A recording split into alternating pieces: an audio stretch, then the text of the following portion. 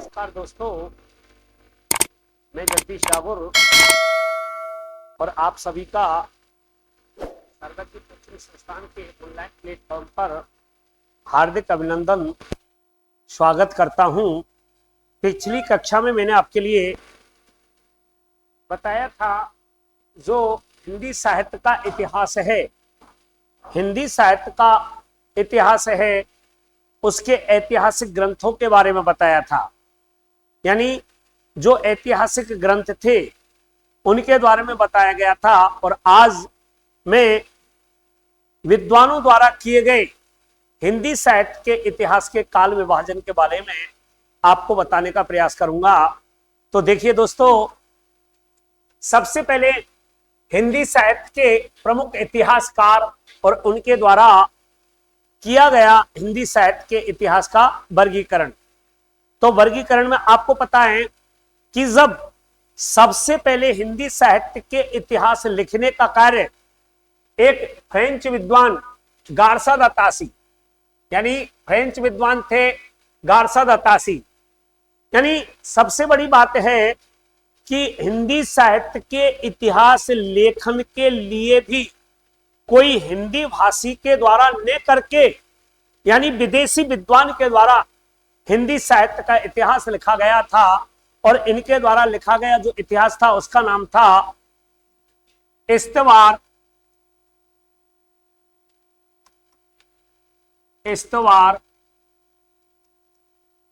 The लितियतुर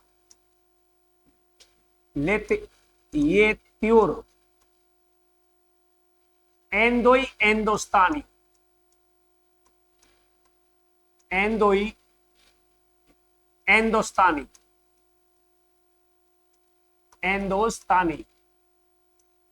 यानी French विद्वान जो हुए जिनका नाम था गार्सा द तासी, इनके द्वारा एक ग्रंथ लिखा गया था।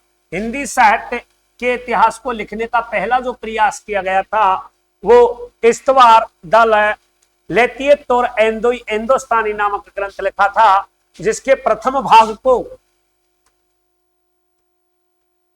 सन 1839 एवं द्वितीय भाग को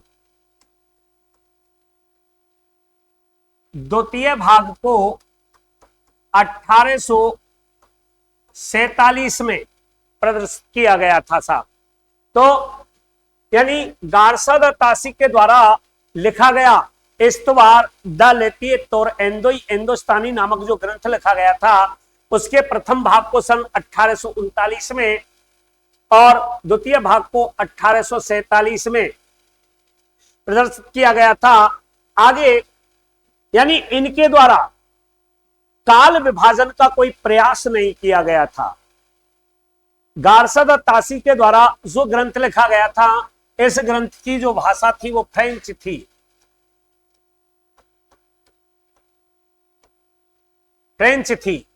यानी इस्तवार द लेतियतुर एंदोई एंदोस्तानी नामक जो ग्रंथ लिखा गया था उसकी जो भाषा थी वह फ्रेंच भाषा थी। और उसके प्रथम भाग को सन 1839 में प्रकाशित किया गया था और द्वितीय भाग को सन 1847 में प्रकाशित किया गया था। तो दोस्तों, इन्होंने हिंदी साहित्य के इतिहास लेखन के लिए हिंदी साहित्य के इतिहास के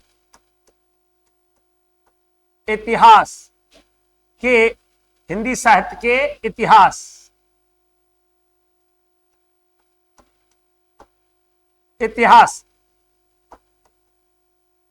लेखन को काल विभाजन के रूप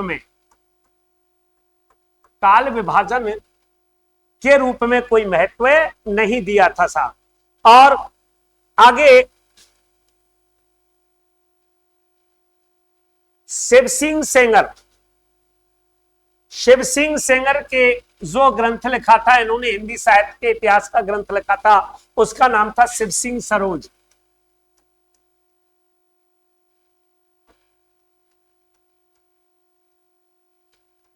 शिव सिंह सरोज, जिसका प्रकाशन वर्ष था 1883। 1883 यानी शिव सिंह सरोज नामक जो ग्रंथ लिखा गया था उसका प्रकाशन वर्ष 1883 रहा था। और इन्होंने भी यानी गारसा दत्तासी और शिव सिंह सेंगर ने जो अपने इतिहास ग्रंथों में जिस पद्धति का वर्णन किया था उस पद्धति का नाम है वर्णानुक्रम। वर्णानुक्रम पद्धति। वर्णानुक्रम पद्धति। वर्णानुक्रम पद्धति यानी गारसा दत्तासी के इस्तवार, दल लेतियत और एंदोई एंदोस्तानी और शिव सिंह सरोज के यानी शिव सिंह सरोज जो लिखा था शिव सिंह सेंगर के द्वारा, उसमें जो जिस पद्धति का प्रयोग किया गया था वह पद्धति थी वर्णानुक्रम पद्धति। अर्थात उस वर्णानुक्रम पद्धति के कारण इसमें किसी भी प्रकार के इतिहास ग्रंथ जो लिखा था उसमें काल विभाजन को बिल्कुल सिरे से खारिज कर दिया गया था। इसलिए अगर एग्जाम में क्वेश्चन पूछा जाता है कि उस ग्रंथ का नाम, उस ग्रंथ या साहित्यकार का नाम बताइए जिसने अपने इतिहास ग्रंथ में काल विभाजन का कोई प्रयास नहीं किया था, तो दोस्तों वो केवल दो विद्वान यानी गारसा दत्तासी एवं शिव सिंह सेंगर के द्वारा अपने इतिहास ग्रंथ यानी गारसा दत्तासी ने अपने इतिहास ग्रंथ द लेतियत और एंदोई एंदोस्तानी और शिव सिंह सेंगर ने अपने इतिहास ग्रंथ शिव सिंह सरोज में किसी प्रकार का काल विभाजन का प्रयास नहीं किया था। आगे देखें, sir George Grierson. Sir George Grierson ने एक ग्रंथ लिखा था modern, the modern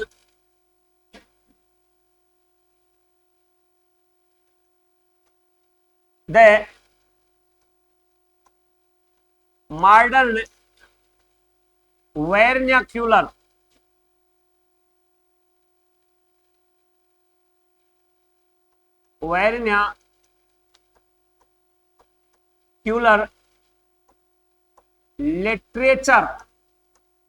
literature of Hindustan. Literature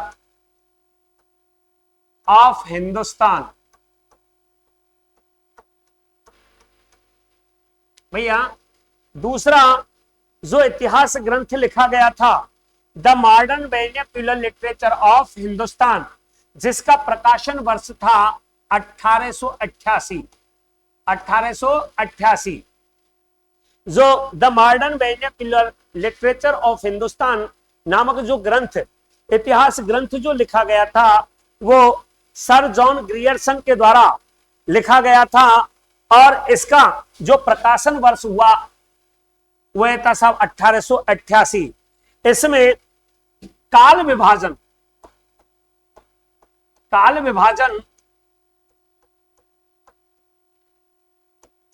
का प्रथम प्रयास किया गया था साहब। प्रथम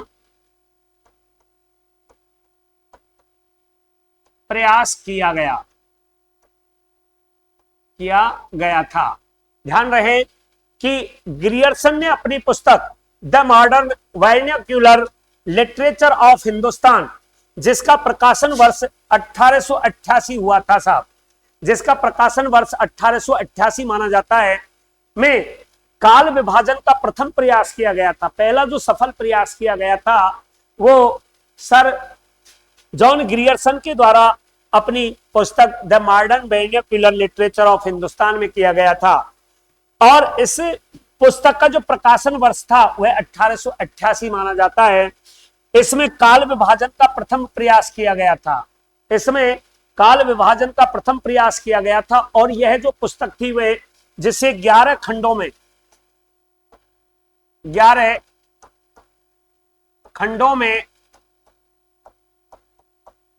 वर्गीकृत किया गया था साहब।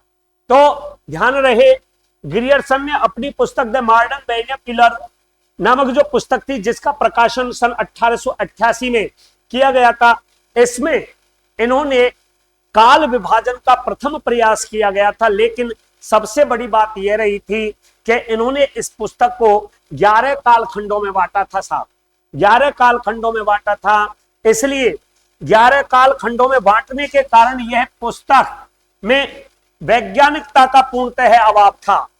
यानी इस पुस्तक में हिंदी साहित्य से संबंधित, यानी हिंदी साहित्य के इतिहास से संबंधित, इतिहास एवं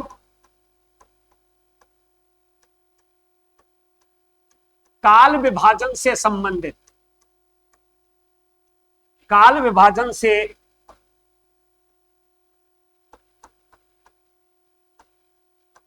संबंधित, काल विभाजन से संबंधित जो वैज्ञानिकता है, वैज्ञानिकता है, उसका पूरी तरह से अभाव था। इसलिए इनकी जो पुस्तक थी लिटरेचर ऑफ हिंदुस्तान, उसको भी एक वैज्ञानिकता का अभाव होने के कारण उसे भी एक श्रेष्ठ काल विभाजन नहीं माना गया।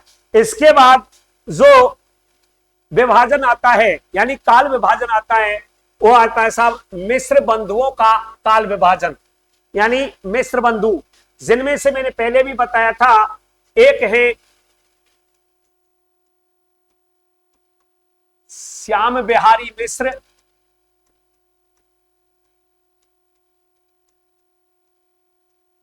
गणेश बिहारी मिश्र,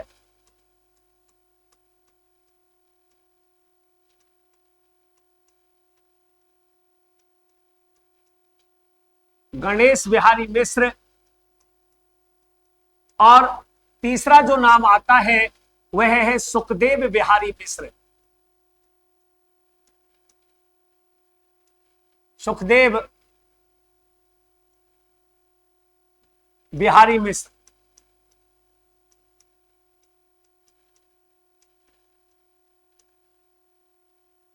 सुखदेव बिहारी मिश्र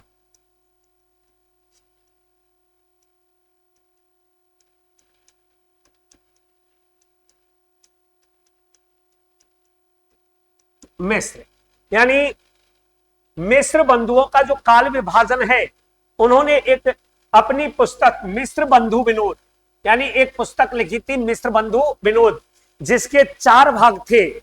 यानी मिस्र बंधु विनोद जो पुस्तक लिखी थी उसके 4 भाग थे। प्रथम 3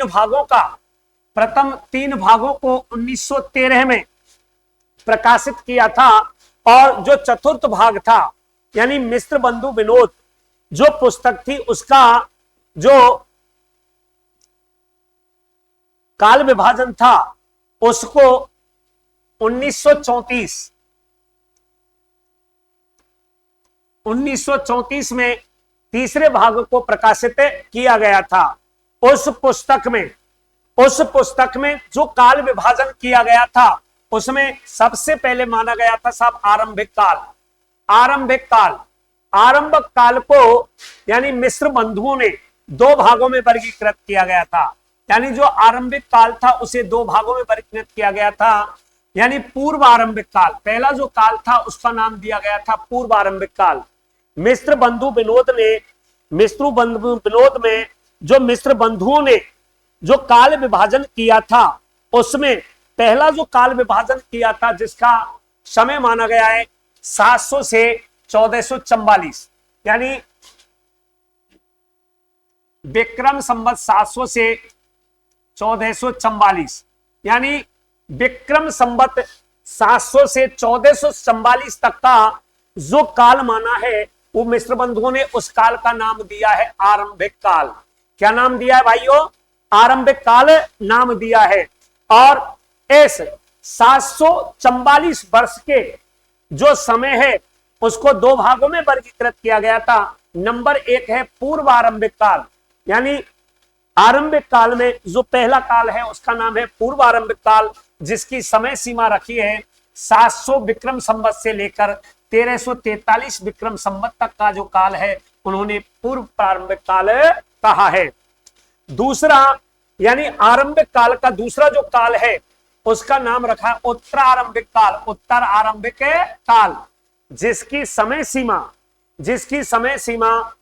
1344 से 1444 यानी 100 वर्ष तक का जो समय है, यानी मिस्र बंधुओं ने उसे माना है उत्तर आरंभिक काल। यानी जिस आरंभिक काल के नाम अनेकों विद्वानों ने अनेकों बताए हैं, उसको आगे चल के हम भी उनका वर्गीकरण करेंगे, आप उसे देखेंगे आगे। यानी जो दूसरा नाम दिया है उसका नाम है माध्यमिक काल। यानी माध्यमिक काल जो है वह 1445 से 1680, 1445 से 1680 यानी जो 1.25 वर्ष यानी 175 वर्ष के करीब जो समय है, उसका नाम दिया है इन्होंने माध्यमिक काल, यानी मध्यम काल ये। और माध्यमिक काल को भी इन्होंने दो भागों में वर्गीकृत किया गया। यानी इनके द्वारा जो माध्यमिक काल है उसको भी दो रूपों में वर्गीकृत किया गया, दो भागों में वर्गीकृत किया गया, जिसमें नंबर 1 है पूर्व माध्यमिक काल। यानी एक है पूर्व माध्यमिक काल, इसकी समय सीमा 1445 से यानी विक्रम संवत सन 1445 तक से लेकर के 1560 विक्रम संवत तक का जो काल माना गया, वह मिस्र बंधुओं ने उस काल को नाम दिया था पूर्व माध्यमिक काल। दूसरा यानी प्रौढ़ या उत्तर माध्यमिक काल, इसे प्रौढ़ या उत्तर माध्यमिक काल भी कहते हैं। उत्तर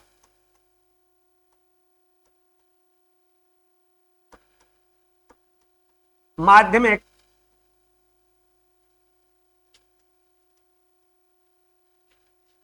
यानी उत्तर माध्यमिक काल। ध्यान रखें कि इसका नाम प्रौढ़ माध्यमिक काल या उत्तर माध्यमिक काल भी इसे कहते हैं। इसका जो काल विभाजन किया गया था मिस्र बंधुओं ने विक्रम संवत 1561 यानी 1560 में आपका पूर्व माध्यमिक काल का यहां पर समय का अंत होता है, तो प्रौढ़ माध्यमिक काल या उत्तर माध्यमिक काल का जो समय इन्होंने माना है वह माना है 1561 से 1681 वर्ष, यानी 120 वर्ष। 120 वर्ष का जो काल माना है वो इन्होंने माना है प्रौढ़ माध्यमिक काल। इन्होंने अगला जो नाम दिया है उसको अलंकृत काल नाम दिया है। यानी रीति काल जो है, रीति काल को अलंकृत काल नाम देने वाले जो विद्वान थे उन्हें कहते हैं मिस्र बंधु। यानी मिस्र बंधुओं के द्वारा जो रीति काल था उसे अलंकृत काल नाम दिया गया है, जिसका इन्होंने यानी 1681 यानी 1680 तो 1681 से लेकर के इन्होंने 1889 यानी विक्रम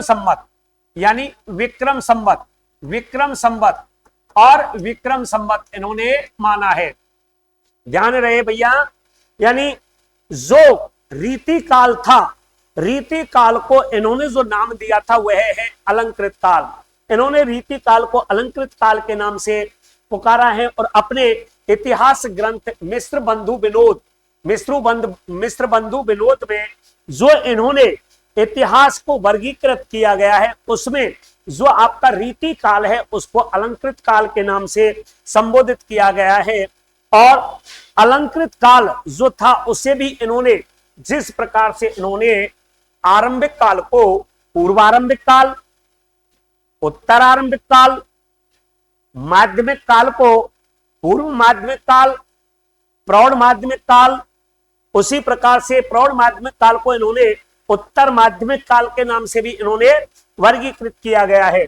इसी प्रकार से इनके द्वारा जो रीति काल था उसको अलंकृत काल नाम दिया गया था। इस अलंकृत काल को भी इन्होंने दो भागों में वर्गीकृत किया गया, जिसमें एक है पूर्वालंकृत काल यानी पूर्वालंकृत काल और एक है उत्तरालंकृत काल।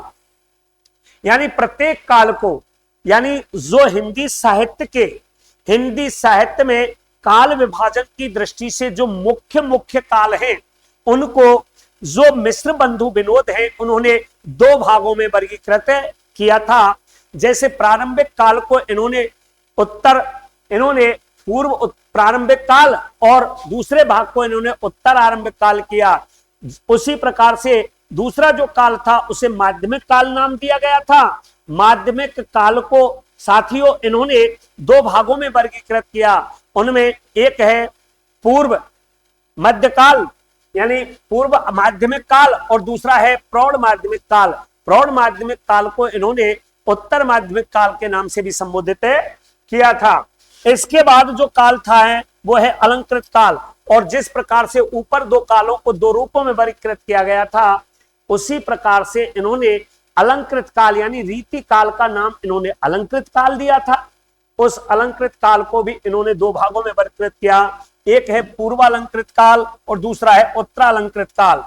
पूर्वालंकृत काल का जो समय है वह है 1681 विक्रम संवत से लेकर के 1790 विक्रम संवत तक। और आगे जो उत्तरालंकृत काल है उसका 1791 विक्रम संवत से लेकर के 1889 विक्रम संवत तक समय दिया गया था साहब। तो आगे इन्होंने एक नाम दिया था सब परिवर्तन काल, जो विवादित रहा, विवादित माना जाता है, जो विवादित रहा था। इन्होंने उसका माना है 1890 विक्रम संवत 1890 से लेकर के 1925 यानी 1925 तक। तो यानी 35 वर्ष का जो काल है इसको इन्होंने नाम दिया था परिवर्तन काल। और आगे वर्तमान काल यानी जो वर्तमान काल है यानी वर्तमान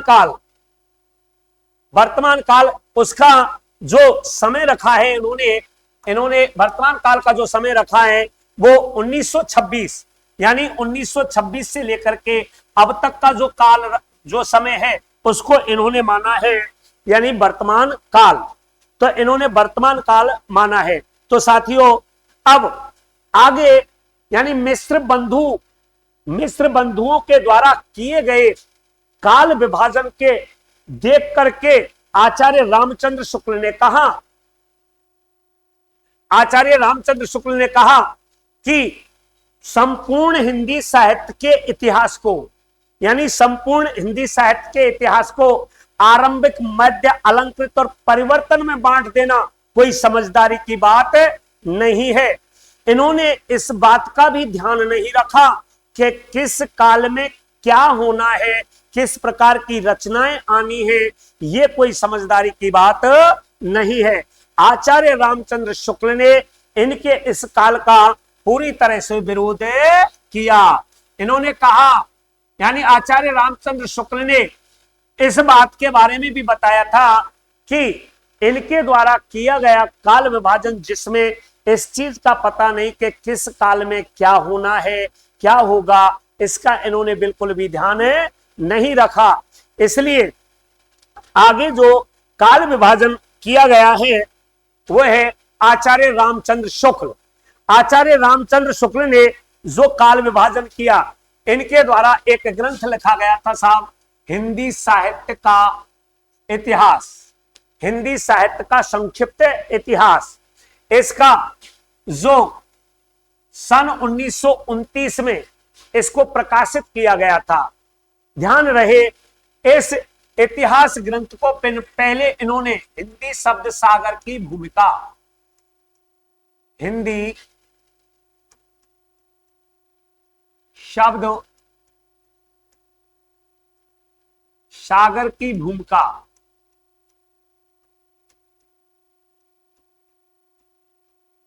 नाम से लिखा था। बाद में सन 1929 में इस ग्रंथ का नाम बदल करके हिंदी साहित्य का संक्षिप्त इतिहास नाम दिया था। ध्यान रहे भैया, आचार्य रामचंद्र शुक्ल के द्वारा जो काल विभाजन किया गया था, हिंदी साहित्य के इतिहास का जो काल विभाजन किया गया था उसे यानी इनके द्वारा जो ग्रंथ लिखा गया था हिंदी साहित्य का संक्षिप्त इतिहास, वह है इन्होंने विधेयवादी पद्धति, विधेयवादी पद्धति का प्रयोग किया गया था साहब, का प्रयोग किया गया था। यानी विधेयवादी जो पद्धति थी उसके जन्मदाता जो थे वो तेन थे, यानी तेन नामक विद्वान थे। उन्होंने विधेयवादी पद्धति को यानी साहित्य लेखन की सर्वश्रेष्ठ पद्धति माना और उसी पद्धति को सहारा लेकर के, उसी पद्धति का सहारा लेकर के आचार्य रामचंद्र शुक्ल ने एक इतिहास ग्रंथ लिखा था जिसका नाम था हिंदी साहित्य का संक्षिप्त इतिहास, जिसका प्रकाशन सन 1929 में हुआ था। पहले इस ग्रंथ को उन्होंने हिंदी शब्द सागर की भूमिका नाम से लिखा था। इस ग्रंथ में इन्होंने तेन की विधेयवादी पद्धति को आरंभ किया और उसी के आधार पर इन्होंने हिंदी साहित्य का इतिहास लिखा था। हिंदी साहित्य के इतिहास लेखन का जो इन्होंने वर्गीकरण किया था उसमें पहला जो वर्गीकरण है उन्होंने नाम दिया था वीर गाथा काल।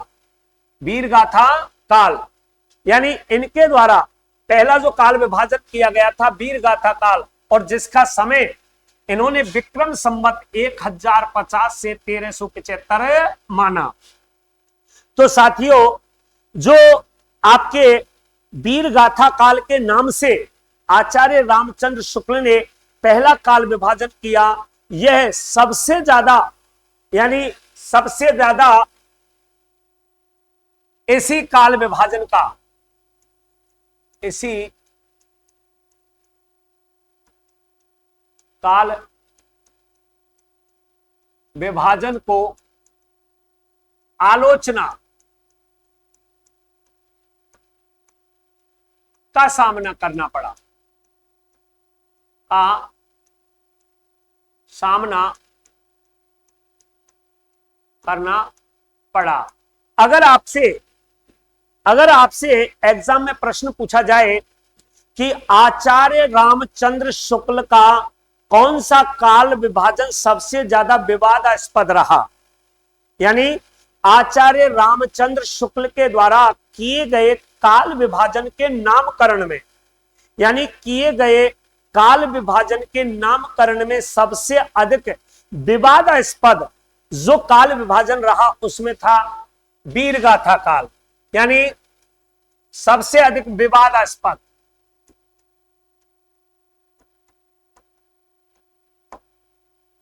यानी विद्वानों ने सबसे ज्यादा जो उंगलियां उठाई थी, यानी हिंदी साहित्य के इतिहास लेखन के काल विभाजन पर अगर सबसे ज्यादा त्रुटिपूर्ण, सबसे ज्यादा विवादास्पद और सबसे ज्यादा आलोचनात्मक अगर आचार्य रामचंद्र शुक्ल का कोई काल रहा तो उसको माना है वीर गाथा काल। यानी वीर गाथा काल जो इन्होंने समय सीमा जिसकी निर्धारित की थी वह थी संमत 1050 से 1375, यानी 1050 से सन 1375 तक का जो काल विभाजन किया गया था उसका नाम दिया गया था वीर गाथा काल। आचार्य रामचंद्र शुक्ल ने इसको वीर गाथा काल नाम देने के पीछे अनेकों मान्यताएं रही होंगी। उन्होंने कहा कि इस काल में वीरों की गाथाओं का वर्णन किया गया था, यानी वीरों के द्वारा वीरों की गाथाओं का वर्णन किया गया था, यानी वीर काव्य लिखे गए थे, इसलिए इसको वीर गाथा काल नाम दिया था। इसके बाद जो काल था वह था साहब भक्ति काल, यानी भक्ति काल। और भक्ति काल के बारे में यहां थोड़ा सा ये भक्ति काल जो था उसको दो भागों में यानी दो पार्टों में बांट दिया था। एक था साहब पूर्व मध्यकाल,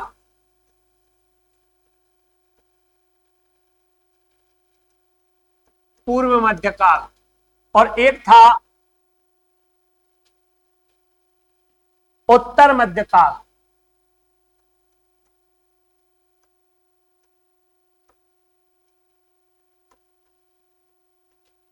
यानी जो आचार्य रामचंद्र शुक्ल के द्वारा भक्ति काल, आचार्य रामचंद्र शुक्ल के द्वारा दूसरा जो काल विभाजन किया गया था उसका नाम दिया गया था साहब भक्ति काल, यानी भक्ति काल नाम दिया गया था, जिसका समय सीमा मानी 1375 से, यानी 1300 इस पूरे का, यानी पूरा जो है ये दोनों जो पूरे हैं इनका माना था साहब 1375 से 1700 तक, यानी 1375 से 1700 तक। लेकिन फिर भी इनको बांट दिया साहब दो भागों में, दो भागों में बांट दिया गया था। एक था साहब पूर्व मध्य काल और दूसरा था उत्तर मध्य काल। पूर्व मध्य काल को नाम दिया था भक्ति काल,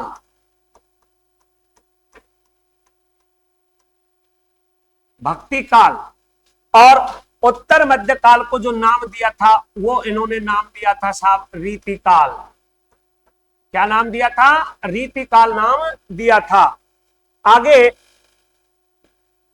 रीति काल का जो समय सीमा मानी इन्होंने सन 1700 से 1900, यानी 1700 से 1375 से जो 1900 तक का जो काल था उसमें एक पूर्व मध्य काल था और एक था उत्तर मध्य काल। तो पूर्व मध्य काल का नाम इन्होंने भक्ति काल दिया और उत्तर मध्य काल का नाम इन्होंने रीति काल दिया था। थोड़ी यानी और इन्होंने इसका 1375 से लेकर के 1900 तक,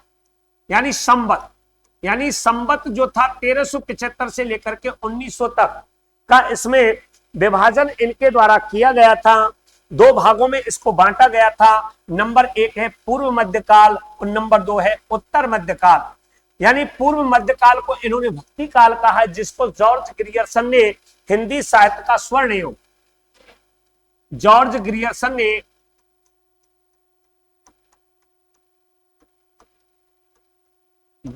ने भक्ति काल को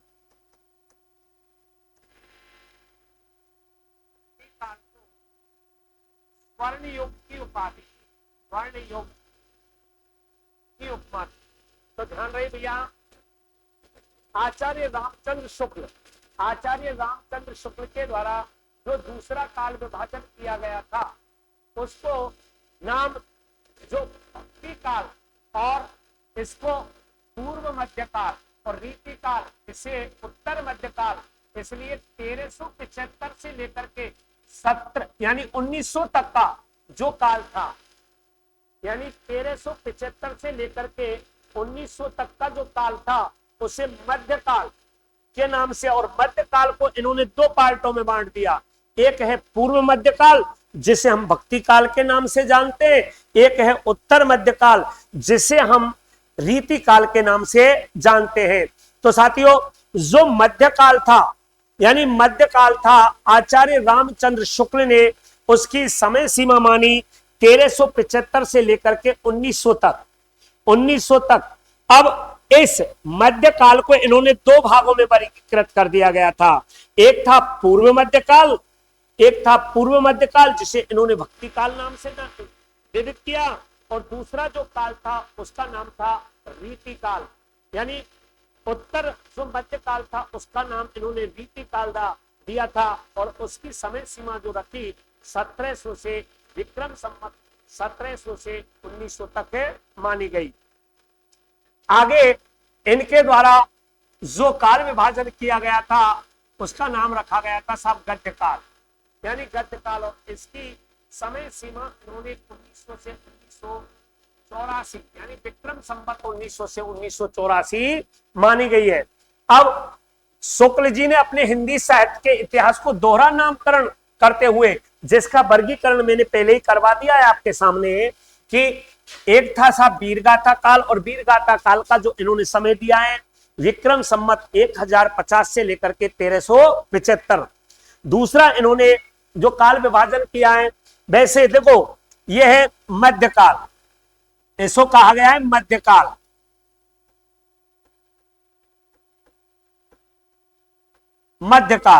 और मध्यकाल को इन्होंने दो भागों में बांटा। एक है पूर्व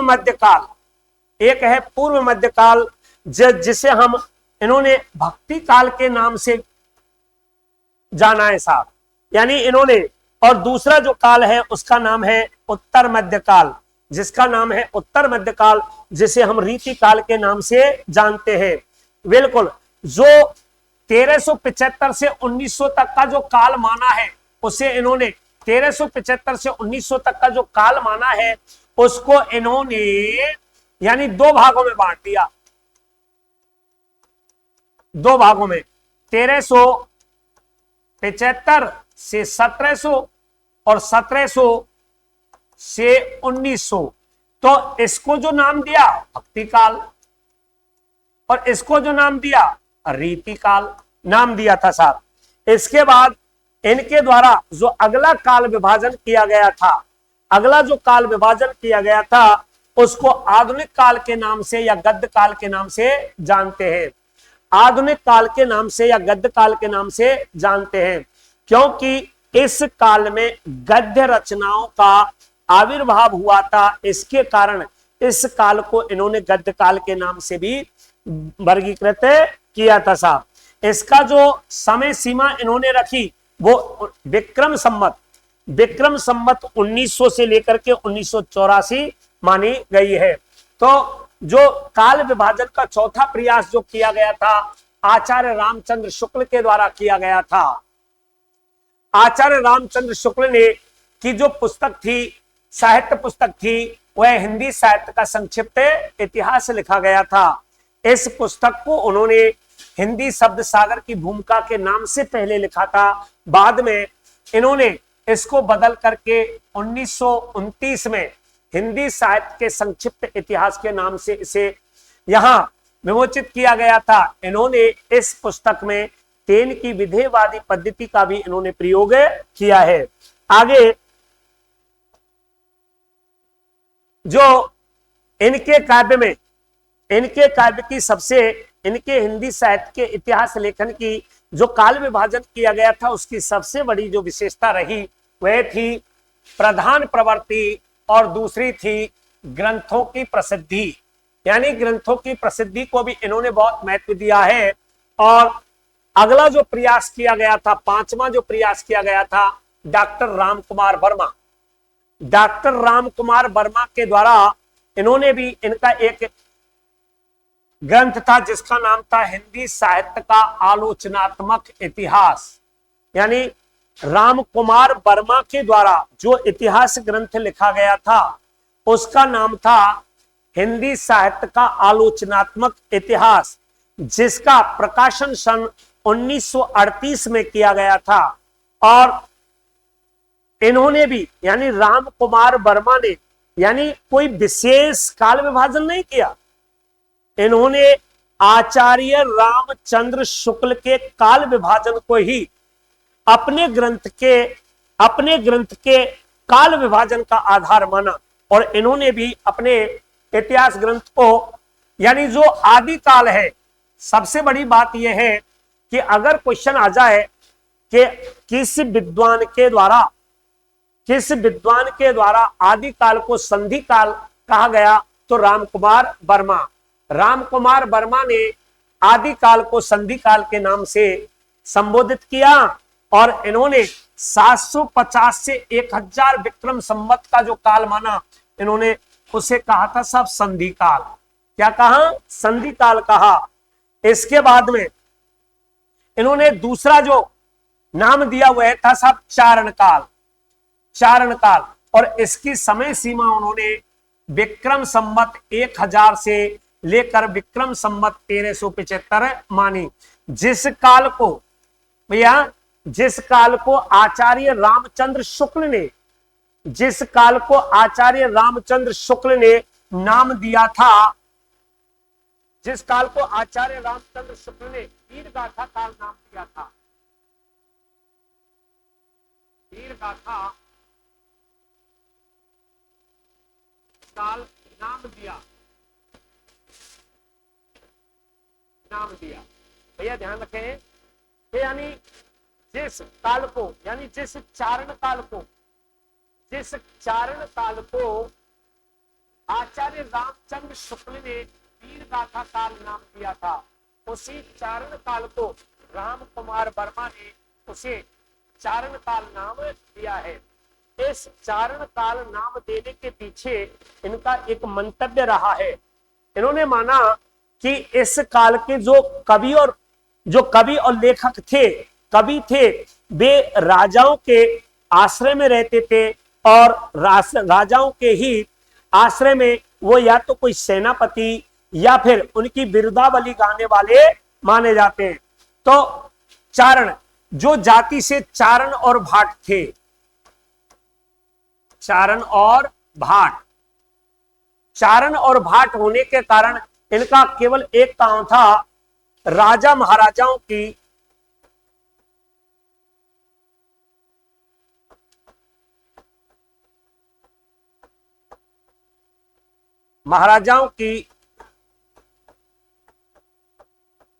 बिरुदावली का बखान करना।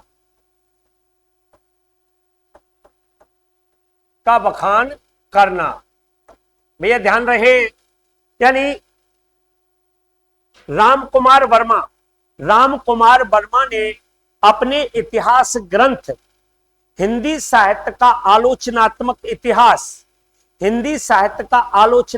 इतिहास जिसका संपादन, यानी जिसका जो सन 1938 में प्रकाशित किया था, उसमें पहला जो काल था 750 विक्रम संवत से लेकर 1000 विक्रम संवत, उसे नाम दिया था सर संधि काल। दूसरा जो काल विभाजन किया उन्होंने 1000 से लेकर के 1375 तक, जिसे आचार्य रामचंद्र शुक्ल ने वीरगाथा काल कहा। आचार्य रामचंद्र शुक्ल ने वीरगाथा काल कहा। उसी काल को इन्होंने चारण काल के नाम से संबोधित किया और चारण काल का इनका मानना था कि इस काल के जो कवि थे, यानी कवि थे, वो चारण और भाट थे जाति से, और चारण भाट होने के कारण इनका केवल एक काम था, राजा महाराजाओं की बिरुदावली गाना। आगे वही वर्गीकरण जो किया है वह है भक्ति काल, यानी भक्ति काल जिसका समय वही माना है जो आचार्य रामचंद्र शुक्ल ने माना है, यानी 1375 से लेकर के जो 1700 तक का जो काल है उसको इन्होंने नाम दिया था सब भक्ति काल। अगला जो नामकरण किया है उन्होंने रीति काल, यानी विक्रम संवत 1700 से लेकर के 1900 तक, वही बिल्कुल जो नाम आचार्य रामचंद्र शुक्ल ने दिए, आचार्य रामचंद्र शुक्ल ने अपने इतिहास ग्रंथ हिंदी साहित्य के इतिहास में, हिंदी साहित्य के संक्षिप्त इतिहास में जो काल विभाजन किया था, उसी प्रकार से राम कुमार वर्मा ने भी अपने हिंदी साहित्य के आलोचनात्मक इतिहास में उसी प्रकार से काल विभाजन किया है। और विक्रम संवत 1900 से अब तक का जो काल विभाजन माना है उनको इन्होंने नाम दिया साहब आधुनिक काल। तो ये पांचवा जो प्रयास किया गया था राम कुमार वर्मा के द्वारा, उन्होंने एक पुस्तक यानी हिंदी साहित्य का इतिहास, आलोचनात्मक इतिहास लिखा, उसमें भी इन्होंने काल विभाजन किया और हिंदी साहित्य के इतिहास को यानी 1, 2, 3, 4 और 5 भागों में वर्गीकृत किया था। आगे जो डॉक्टर गणपति चंद्र गुप्त ने, इनके द्वारा जो इतिहास ग्रंथ लिखा गया था हिंदी साहित्य का वैज्ञानिक इतिहास, यानी गणपति चंद्र गुप्त ने जो हिंदी साहित्य का इतिहास लिखा था उसको नाम दिया था साहब हिंदी साहित्य का वैज्ञानिक इतिहास, जिसका 1965 में, यानी 1965 में इनके द्वारा इसको विमोचित किया गया था। इन्होंने 1184 से लेकर के 1350 जो ईस्वी थी उसका नाम दिया था इन्होंने प्रारंभिक काल। इन्होंने उसको यानी 1184 से लेकर 1184 ईस्वी से लेकर जो 1350 ईस्वी तक जो समय माना है, इन्होंने प्रारंभिक काल उसको नाम दिया है।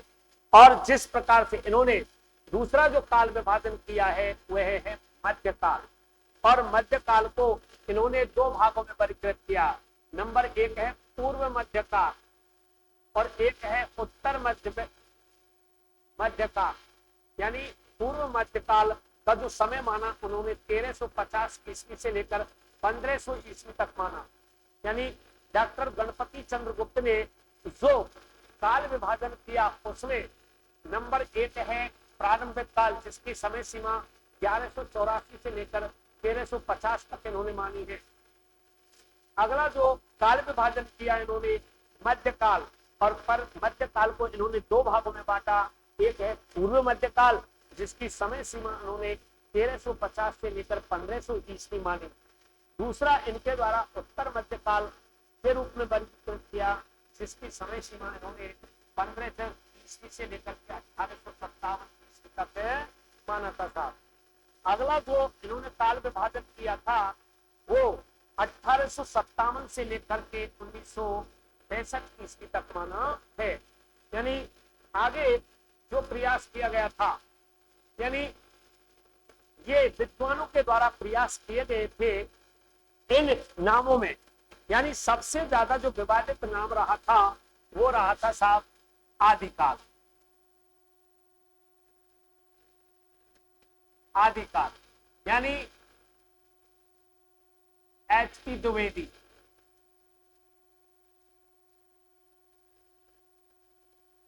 हजारी प्रसाद द्विवेदी। तो देखिए जो आदिकाल नाम था, आदिकाल जो नाम था उसको अनेक विद्वानों ने अनेक नामों से संबोधित किया है। यानी जो अनेकों विद्वान थे उन्होंने इस आदिकाल को अनेक नामों से संबोधित किया। यानी आचार्य रामचंद्र शुक्ल ने आदिकाल को जो संबोधित किया नाम वो है साहब वीरगाथा काल, और हजारी प्रसाद द्विवेदी ने इसे आदिकाल के नाम से संबोधित किया। यानी आदिकाल के जो नाम अनेकों विद्वानों ने जो नाम सुझाए उनमें नंबर एक वीरगाथा काल नाम जो दिया था वो आचार्य रामचंद्र शुक्ल ने दिया। आदिकाल जो नाम दिया था वो हजारी प्रसाद द्विवेदी ने दिया, जिसे सर्वसम्मति से सर्व रूप में सभी द्वारा इसी नाम को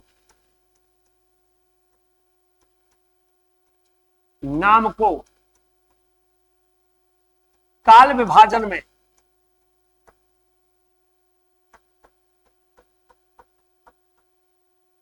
पूरी तरह से मान्यता दी गई थी साहब।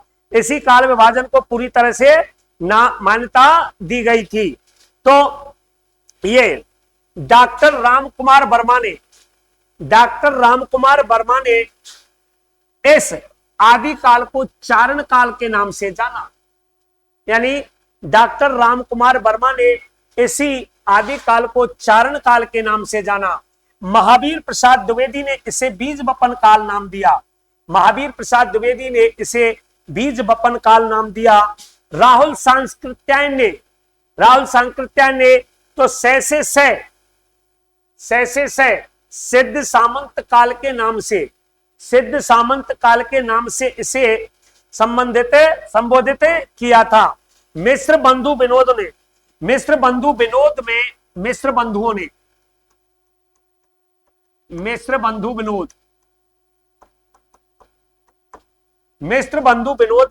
मिश्र बंधुओं ने इसे आरंभिक काल के नाम से संबोधित किया। आगे गणपति चंद्र गुप्त ने इसको आरंभिक काल नाम दिया, प्रारंभिक काल के नाम से संबोधित किया था। तो आदि काल से संबंधित अनेकों विद्वानों ने इसको अनेकों नामों से संबोधित किया। आचार्य रामचंद्र शुक्ल ने वीरगाथा काल, हजारी प्रसाद द्विवेदी ने आदि काल, रामकुमार वर्मा ने इसे चारण काल, तो महावीर प्रसाद द्विवेदी ने इसे बीज बपन काल कहा। इसी प्रकार से राहुल सांकृत्यायन ने इसको सिद्ध सामंत काल के नाम से संबोधित किया।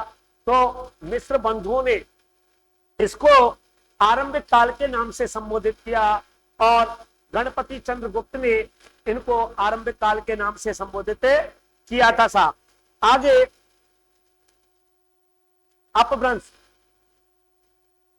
चंद्रधर शर्मा गुलेरी, चंद्रधर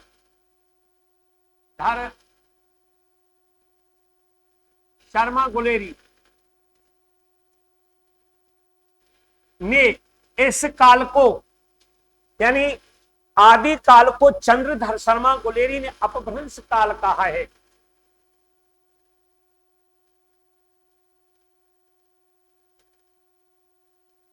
अपभ्रंश काल कहा है, यानी जो चंद्रधर शर्मा गुलेरी थे उन्होंने इसको अपभ्रंश काल कहा है। तो विश्वनाथ प्रसाद मिश्र ने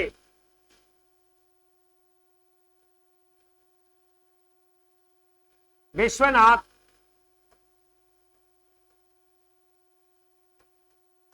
प्रसाद मिश्र ने इस काल को वीर काल कहा है। वीर काल कहा है। तो चंद्रधर शर्मा गुलेरी ने आदि काल को अपभ्रंश काल की संज्ञा दी है, वहीं विश्वनाथ प्रसाद मिश्र ने इसे इस आदि काल को वीर काल की संज्ञा दी है। तो वहीं पर आपके रमाशंकर शुक्ल रसाल, रमाशंकर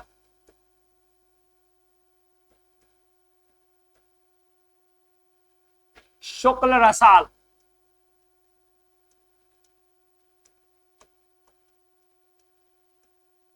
भैया रमाशंकर शुक्ल रसाल ने इसे जय काल की संज्ञा दी है।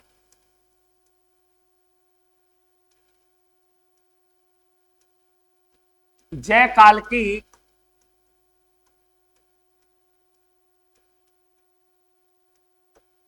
संज्ञा दी है, यानी आदि काल को रमाशंकर शुक्ल रसाल इसे जय काल की संज्ञा देते हैं। तो राम प्रसाद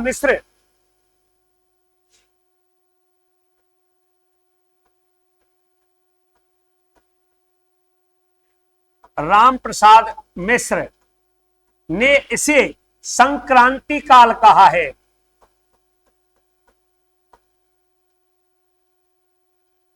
संक्रांति काल के नाम से संबोधित किया है। तो यानी जो राम प्रसाद मिश्र हैं वही आदि काल को संक्रांति काल के नाम से संबोधित करते हैं। वहीं पर जो राम खिलावन पांडे, राम खिलावन पांडे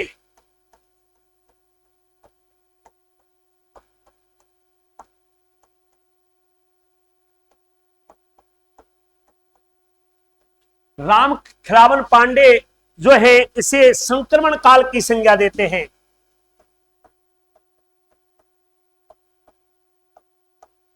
संक्रमण काल की संज्ञा देते हैं।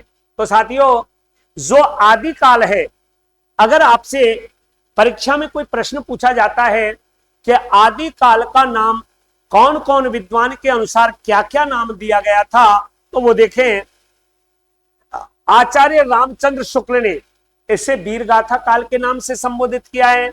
हजारी प्रसाद द्विवेदी ने इसे आदिकाल के नाम से संबोधित किया है। वहीं डॉक्टर राम कुमार वर्मा ने इसे चारण काल के नाम से संबोधित किया है। महावीर प्रसाद द्विवेदी ने इसे बीज बपन नाम से संबोधित किया है।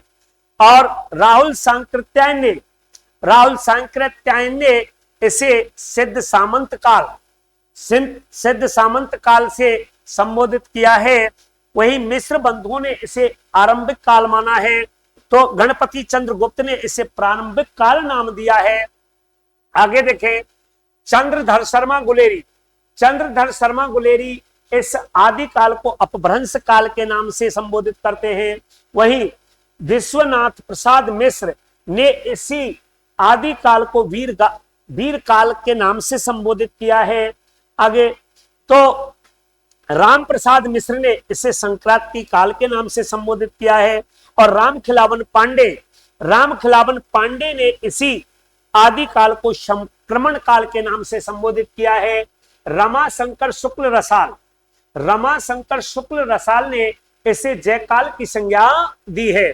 तो ध्यान रहे, आचार्य रामचंद्र शुक्ल ने जिस आदिकाल को वीरगाथा काल के नाम से संबोधित किया है, उसे सबसे अधिक मान्यता अगर किसी के नाम को दी गई है, वो है हजारी प्रसाद द्विवेदी। हजारी प्रसाद द्विवेदी के द्वारा जो नाम दिया गया था वह था आदिकाल, और यही नाम हिंदी साहित्य के इतिहास में काल विभाजन की दृष्टि से सर्वोपरि माना गया है। आगे यानी जो पूर्व मध्यकाल को हम भक्ति काल के नाम से जानते हैं और उत्तर मध्यकाल को हम रीतिकाल